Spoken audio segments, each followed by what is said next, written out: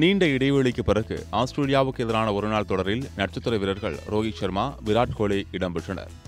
ஆனால் இருவரும் அதில் நல்லதொரு ஆட்டத்தை வெளிப்படுத்தவில்லை. இதனால் தென்னாப்பிரிக்காவுக்கு எதிரான தொடரில் இவர்களுக்கு இடம் கிடைக்குமா எனும் கேள்வி எழுந்தது.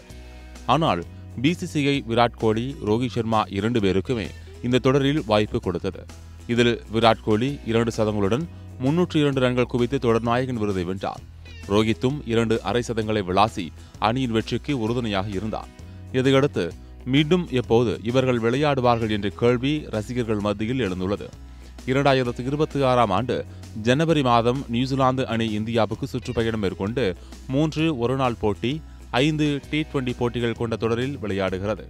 விராட் கோலி, ரோஹித் சர்மா இருவரும் நியூசிலாந்துக்கு எதிரான தொடரில் இடம்பெற்றால் ஜனவரி மாதம் 2 பேரும் இந்திய அணிக்காக ஆடிட முடியும். இருவருமே முரட்டு ஃபார்மில் இருப்பதால் நிச்சயம் நியூசிலாந்துக்கு எதிராக விளையாடுவார்கள் என்று எதிர்பார்க்கப்படுகிறது.